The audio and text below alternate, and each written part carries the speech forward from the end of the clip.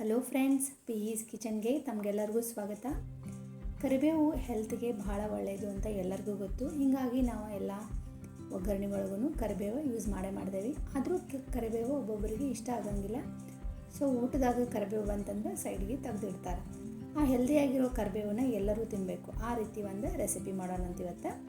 ನಾನಿಲ್ಲೇ ಒಂದು ಪಾತ್ರೆ ಒಳಗೆ 1 ಟೀ ಸ್ಪೂನ್ ಉದ್ದಿನಬೇಳೆ, 1 ಟೀ ಸ್ಪೂನ್ ಅಷ್ಟೇ ಕಡಲೆಬೇಳೆನ ಈ ರೀತಿ ಡ್ರೈ ಆಗಿ ಹುರ್ಕೋಬೇಕು. ಇದನ್ನು ಎಣ್ಣೆಯನ್ನು ಹಾಕಬಾರ್ದು. 1 ನಿಮಿಷ ಹುರಿದ ಮೇಲೆ ಒಂದು 10-12 ಮೆಂತೆಕಾಳು, ಒಂದು ಅರ್ಧ ಟೀ ಸ್ಪೂನ್ ಜೀರಿಗೆ ಮತ್ತು ಒಂದು 10-12 ಕಾಳು ಮೆಣಸನ್ನು ಹಾಕಿ ಮತ್ತು 1 ನಿಮಿಷ ಈ ರೀತಿ ಡ್ರೈ ರೋಸ್ಟ್ ಮಾಡ್ಕೋಬೇಕು.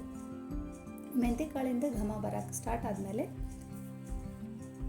ಇದಕ್ಕೆ ಒಂದು ಅರ್ಧ ಟೀ ಸ್ಪೂನಷ್ಟು ಬಿಳಿ ಎಳ್ಳು ಮತ್ತು ಒಂದು 4-5 ಒಣ ಮೆಣಸಿನ್ಕಾಯಿನ ಈ ರೀತಿ ಮುರಿದು ಹಾಕೊಂಡೇನಿ. ಇದನ್ನು ಅಷ್ಟೇ 1-2 ನಿಮಿಷ ಇದು ಮೆಣಸಿನ್ಕಾಯಿ ಸ್ವಲ್ಪ ಡ್ರೈ ಆಗೋ ಮಟ್ಟ, ಕ್ರಿಸ್ಪಿ ಆಗೋ ಮಟ್ಟ ಈ ರೀತಿ ಹುರ್ಕೊಂಡು ಭಾಳಷ್ಟು ಕರಿಬೇವನ್ನ ಹಾಕಬೇಕು. ಇದಕ್ಕೆ ಕರಿಬೇವು ಎಷ್ಟು ಹಾಕ್ತಿರೋ ಅಷ್ಟು ರುಚಿ ಆಗ್ತೈತಿ. ಹಾಗೆ ಈ ಕರಿಬೇವು ಪೂರ್ತಿ ಡ್ರೈ ಆಗೋ ಮಟ್ಟ ಅಂದರೆ ಒಣಗೋ ಮಟ್ಟ, ಪೂರ್ತಿ ಕ್ರಿಸ್ಪಿ ಆಗೋ ಮಟ್ಟನೂ ಇದನ್ನು ಈ ರೀತಿ ಹುರ್ಕೋಬೇಕು. ಆಮೇಲೆ ಸ್ಟವ್ ಆಫ್ ಮಾಡಿ ಇದು ತಣ್ಣಗಾದ್ಮೇಲೆ ಇದನ್ನು ಪೌಡ್ರ್ ಮಾಡಿ ತೊಗೋತೀನಿ ನಾನು.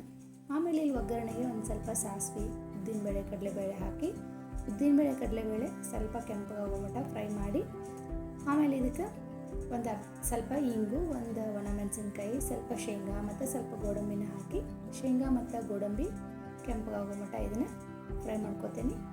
ಆಮೇಲೆ ನಾವು ಮೊದಲು ಉದುರಾಗಿ ಅನ್ನ ಮಾಡಿ ಇಟ್ಕೊಂಡಿದ್ದೆ. ಅನ್ನ ಮತ್ತು ನಾವು ಕರಿಬೇವಿನ ಪುಡಿ ಮಾಡಿ ಇಟ್ಕೊಂಡಿರ್ತೇವಲ್ಲ ಅದನ್ನು ಹಾಕಿ ರುಚಿಗೆ ಸ್ವಲ್ಪ ಉಪ್ಪು, ಒಂದು ಅರ್ಧ ಹೋಳಷ್ಟು ನಿಂಬೆಹಣ್ಣಿನ ರಸ, ಭಾಳಷ್ಟು ಕೊತ್ತಂಬರಿ ಸೊಪ್ಪನ್ನ ಹಾಕಿ ಚಲೋದಂಗೆ ಇದನ್ನು ಈ ರೀತಿ ಮಿಕ್ಸ್ ಮಾಡಿದರೆ ಅಂದರೆ ಕರಿಬೇವಿನ ಅನ್ನ ರೆಡಿ ಆಯ್ತು ನೋಡ್ರಿ.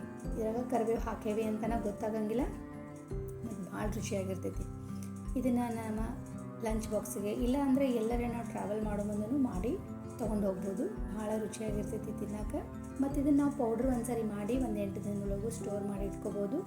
ಅರ್ಜೆಂಟಿಗೆ ಯಾವಾಗ ಬೇಕಾದರೂ ಅವಾಗ ಮಾಡ್ಕೋಬೋದು. ಈ ಸಿಂಪಲ್ ಆಗಿರೋ ಕರಿಬೇವಿನ ಅನ್ನದ ರೆಸಿಪಿ ನಿಮಗೆಲ್ಲರಿಗೂ ಇಷ್ಟ ಆಗೈತಿ ಅಂತ ಅಂದ್ಕೊಂಡೇನಿ. ನೀವು ಒಮ್ಮೆ ಟ್ರೈ ಮಾಡಿರಿ. ಇಷ್ಟ ಆಗಿದ್ದರೆ ನಂಗೆ ಕಮೆಂಟ್ ಮಾಡಿ ತಿಳಿಸ್ರಿ. ಈ ವಿಡಿಯೋ ಇಷ್ಟ ಆಗಿದ್ದರೆ ಲೈಕ್ ಮಾಡಿರಿ, ಶೇರ್ ಮಾಡಿರಿ. ಇನ್ನಷ್ಟು ಹೆಚ್ಚಿನ ರೆಸಿಪಿಗಳಿಗಾಗಿ ಚಾನಲ್ನ ಸಬ್ಸ್ಕ್ರೈಬ್ ಮಾಡೋದನ್ನು ಮಾತ್ರ ಮರಿಬೇಡ್ರಿ. Thank you.